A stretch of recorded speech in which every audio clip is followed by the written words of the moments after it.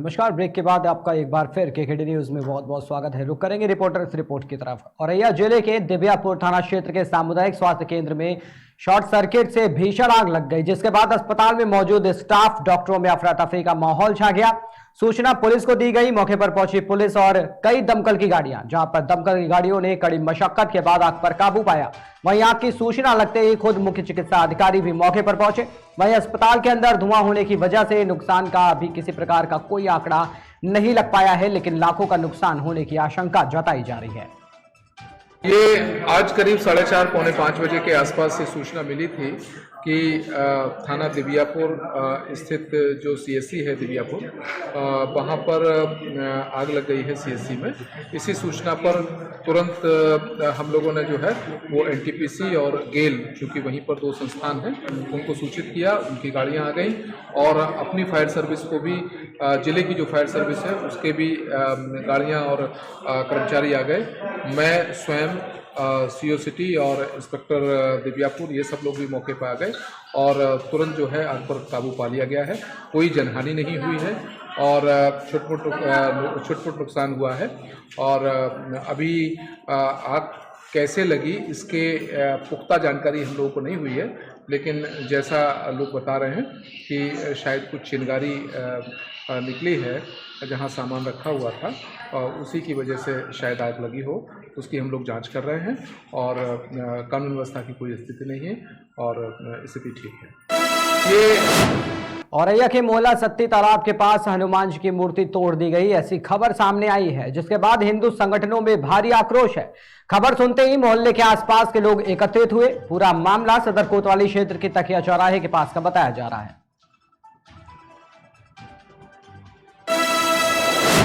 खबर आजमगढ़ के लालगंज विधानसभा से है, जहां पंच रुखवा में रहने वाले रिटायर्ड बैंक मैनेजर उस वक्त हैरान और परेशान हो गए जब गश्त कर रही पुलिस ने उन्हें सूचना दी कि उनके घर के नीचे चैनल में खड़ी स्कूटी धू धू कर जल रही है।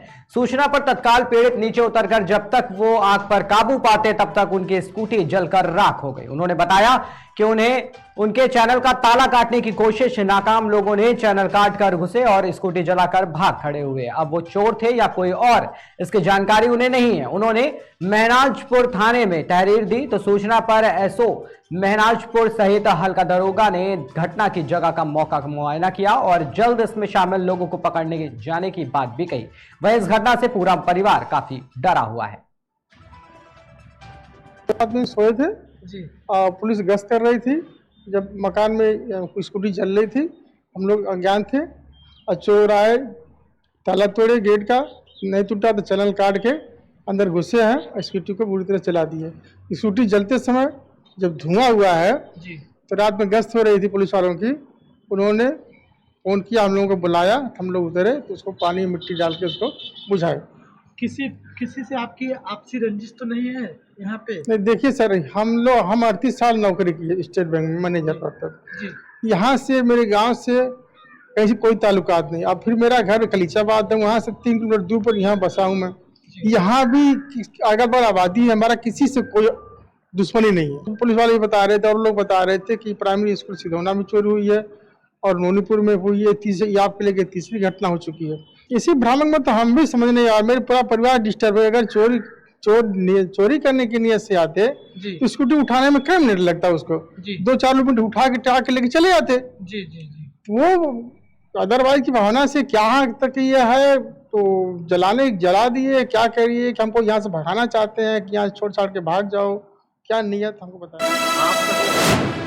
ऑल दिव्यांग विकास संगठन के कार्यालय नौगांव सादात जिला अमरोहा में मासिक पंचायत आयोजन की गई, जिसकी अध्यक्षता राष्ट्रीय अध्यक्ष धर्मेंद्र यादव और संचालन जफर मेहंदी ने किया।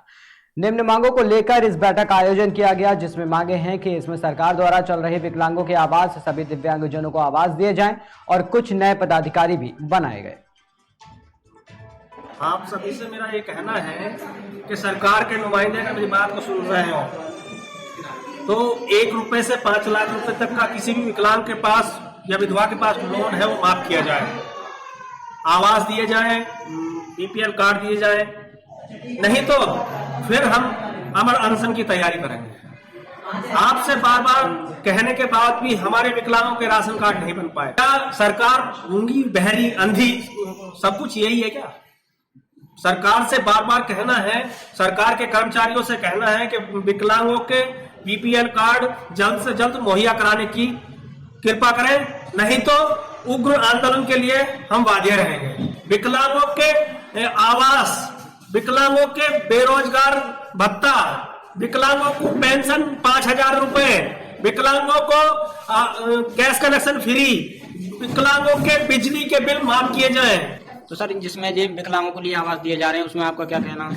हमारा ये कहना है, विकलांग अगर अविवाहित है, अविवाहित है, उससे कोई फर्क नहीं पड़ता। विकलांग तो विकलांग है। 18 साल के बाद वह अपनी हर योजना का लाभ लेने के लायक है। अब उसकी शादी ना हो, वो इकल्ला रहेगा, तो क्या उसको आवास, राशन कार्ड ये मिलेंगे? नहीं, उसको मिलना चाहिए, मिलना चाहिए। विकलांग के बच्चे की फीस माफ होनी चाहिए। दीपावली वाले दिन बाजार से गुल्लक खरीदने गई मासूम को अगवा कर मड़सन स्थिति में फेंकने का मामला सामने आया है। मासूम कानपुर के अस्पताल में जिंदगी और मौत से जंग लड़ रही है। आपको बता दें, मुख्य आरोपी से भी अभी भी कोसों दूर है। गुरसहायगंज क्षेत्र में घायल अवस्था में एक नाबालिग बच्ची के पाए जाने के प्रकरण के संबंध में अवगत कराना है कि इस प्रकरण में सुसंगत धाराओं में अभियोग पंजीकृत करके विधिक कार्रवाई प्रचलित है। इस प्रकरण में मुख्य अभियुक्त की पहचान कर ली गई है तथा उसकी गिरफ्तारी के गंभीर प्रयास किए जा रहे हैं। शीघ्र ही उसकी गिरफ्तारी सुनिश्चित की जाएगी। इसके अलावा अभियुक्त को पुलिस से बचाने, उसको शरण देने तथा पुलिस से छुपाने के संबंध में 4 लोगों पर अभियोग पंजीकृत करके उन्हें गिरफ्तार करके जेल भेजा जा चुका है। हम लगातार बच्ची के परिजनों और डॉक्टरों की टीम से संपर्क में हैं और बच्ची की सेहत में काफी सुधार है और ये आशा करते हैं कि जल्दी ही बच्ची स्वस्थ होकर अपने घर पर आएगी। बच्ची और उसके परिजनों की सहायता के लिए प्रशासन और शासन स्तर पर आर्थिक मदद के लिए कार्रवाई तो की ही जा रही है। इसके अलावा स्थानीय पुलिस की पहल पर स्थानीय लोगों और जनप्रतिनिधियों के सहयोग से बच्ची के इलाज में आने वाले खर्चे की समस्त व्यवस्था सुनिश्चित की गई है। घटनास्थल पर बच्ची की सहायता करने के बजाय उसका वीडियो बनाने तथा उसे वायरल करने के संबंध में अभियोग पंजीकृत किया गया है तथा ऐसे व्यक्तियों के विरुद्ध कड़ी कार्रवाई सुनिश्चित की जा रही है। कन्नौज से खबर सामने आई है, जहां बुजुर्ग को बचाने गए बेटों को भी दबंगों ने नहीं बख्शा। दबंगों की पिटाई से बुजुर्ग और 3 पुत्र समेत 4 लोग घायल हो गए। बुजुर्ग की हालत गंभीर है, उसे कानपुर रेफर कर दिया गया है। दबंगों का कारनामा सीसीटीवी कैमरे में कैद हो गया है। पीड़ित की पैतृक जमीन पर अस्थायी दुकानों से किराया मांगने पर पिटाई की गई। पीड़ित पुत्र ने 5 लोगों के खिलाफ तहरीर दी है। मामला 2 वर्गों से जुड़ा होने के कारण इलाके में दहशत का माहौल है। छिबरामऊ कोतवाली क्षेत्र के पालिका रोड का ये पूरा मामला बताया जा रहा है। उत्तर प्रदेश के पूर्वांचल और बिहार राज्य का प्रमुख त्योहार छठ पूजा है। उत्तराखंड के उधम सिंह नगर में भी बड़ी संख्या में वहां के लोग निवास करते हैं। काशीपुर में भी पूर्वांचल और बिहार के लोग रहते हैं। छठ पूजा का त्योहार बड़े ही हर्षोल्लास के साथ मनाया जाता है। काशीपुर में मोटेश्वर महादेव मंदिर के पीछे से महादेव नहर बहती है। यहाँ पर छठ पूजा से पहले महिलाएं 2 दिन तक बिना खाए पिए व्रत रखती हैं और छठ पूजा के दिन सूर्योदय से पहले स्नान करके व्रत पूरा करती हैं। महादेव नहर की इस समय साफ सफाई भी की जा रही है, परंतु यहाँ साफ सफाई सिर्फ आधी अधूरी ही है। नहर में जगह जगह गंदगी का ढेर देखा जा सकता है। साथ ही जलकुंभी भी बहुत अधिक मात्रा में। कहने को तो सिंचाई विभाग दावा कर रहा है कि नहर की साफ सफाई कर दी गई है, परंतु नजारा यहाँ कुछ और ही देखने को मिल रहा है। मोटेश्वर महादेव मंदिर पे हमारे 2 जगह पे छठ पूजा का आयोजन किया जाता है। एक तो भाजपुर रोड के पास लगभग 300 मीटर पे छठ पूजा का घाट हमारा बना हुआ है, वहाँ पर पूजा करते हैं। और एक हमारा जहाँ पर मोटेश्वर महादेव मंदिर है, उसकी जो पुलिया है उसके पास हमारा 150 मीटर 200 मीटर का पार्क है। वहाँ पर 2 जगह छठ पूजा का आयोजन किया जाता है। वहाँ पर आसपास जो रहने वाले जो निवासी हैं वहाँ पर छठ पूजा की पूजा अर्चना करते हैं। उस पर हमारा कार्य चल रहा है। साफ सफाई का कार्य हो चुका है, घास कटिंग वगैरह सब हो चुकी है। अब केवल चूना वगैरह का कार्य चल रहा है। और जहाँ जहाँ मरम्मत होनी है, जैसे कल मैं गया था तो कोई खड़ंजा मरम्मत नहीं था, तो खड़ंजा मरम्मत का काम आज 1 बजे तक हो जाएगा। और थोड़ा बहुत कहीं पर पीछे की तरफ जहाँ पर लोग इकट्ठा होते हैं वहाँ पर मिट्टी पाटने का काम नहीं हो रहा है। कुछ मिट्टी डलाई हमने एकदम पर, तो कहीं पीछे की तरफ मिट्टी पाटने का उसको बराबर करने का समतल किया जा रहा है। सीवर के जो भी पाइप निकले हैं, जितने भी सीवर के डिस्पोजल पाइप हमारी नहर में छोड़े, सबको हमने कम से कम 45 लोगों को हमने नोटिस जारी पिछले महीने में किया है। लेकिन लोग तब भी मान नहीं रहे हैं। रात बेरात वो सब वहाँ पर कूड़ा गंदगी के ढेर लगाते रहते हैं, लेकिन हम उसको कोशिश कर रहे हैं कि अभी उनको साफ पानी मिले। पीछे से कल हमने पानी की डिमांड भी तुमरिया डैम से भेजी, लेकिन 80 क्यूसेक पानी छोड़ा जा रहा है और शायद कल तक सभी वहाँ पर साफ पानी मिल जाएगा। जनपद अमरोहा के थाना नौगांव सादात पुलिस को बड़ी कामयाबी मिली है। पुलिस द्वारा ग्राम मिठनपुर कला में हुई घटना का सफल अनावरण कर घटना में संलिप्त 2 अभियुक्त गिरफ्तार किए गए हैं, जिनके कब्जे से लूटी गई रकम के लाखों रुपए नगद, मोबाइल व अवैध असलाह बरामद हुआ है। ये लगातार घटना को अंजाम दिया करते थे, जिसको पुलिस ने धर दबोचा है। गिरफ्तारी और बरामदगी के संबंध में थाना नौगांव सादात पर सुसंगत धाराओं में अभियोग पंजीकृत कर लिया गया है। थाना नौगांव सादात क्षेत्र के ग्राम मिठनपुर निवासी रहमुद्दीन के मकान में दिनांक 16/17 की रात में 4 अज्ञात व्यक्तियों द्वारा घुसकर उनकी माताजी व उनकी पत्नी से लूटपाट की गई थी, जिसके संबंध में उनके भाई मेहरुद्दीन द्वारा अभियोग पंजीकृत कराया गया था। आज थाना नौगांव सादात पुलिस द्वारा इस संबंध में एक सफल अनावरण किया गया है, जिसमें 2 अभियुक्त मुजस्सिम व अविनाश गिरफ्तार किए गए हैं। घटना के संबंध में जो जानकारी प्राप्त हुई, इसमें रहमुद्दीन के आवास पर एक महिला रेशमा काम करती थी, जिनके भाई बिजनौर जनपद के दाहना गांव के रहने वाले हैं। उनको बातों बातों में ज्ञात हुआ कि इनके घर पर कुछ पैसा रखा है और उसने इस संबंध में अपने एक रिश्तेदार मुजस्सिम से बात की। मुजस्सिम द्वारा अपने दोस्त अविनाश व दानिश से वार्ता की गई और सभी लोगों ने मिलकर के घटना कारित की। इसमें कुल 1,30,000 रुपए दोनों अभियुक्तों से बरामद हुआ है। एक तमंचा तथा लूटा गया मोबाइल भी बरामद हुआ है। दोनों अभियुक्तों को जेल भेजा जा रहा है। शेष अभियुक्तों की गिरफ्तारी का प्रयास जारी है।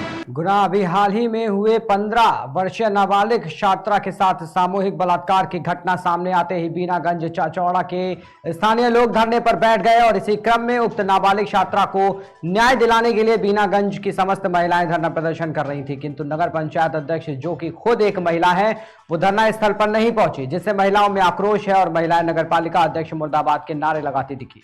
जब नगर में इतनी बड़ी घटना हुई तो नगर पंचायत अध्यक्ष की उपस्थिति नहीं हुई। महिलाओं का कहना है कि मानवता के आधार पर अपने पद से इस्तीफा दे देना चाहिए। एक महिला होने के नाते, नगर के प्रथम नागरिक होने के नाते सभी महिलाओं के साथ बैठना चाहिए था। जनता में आक्रोश व्याप्त है।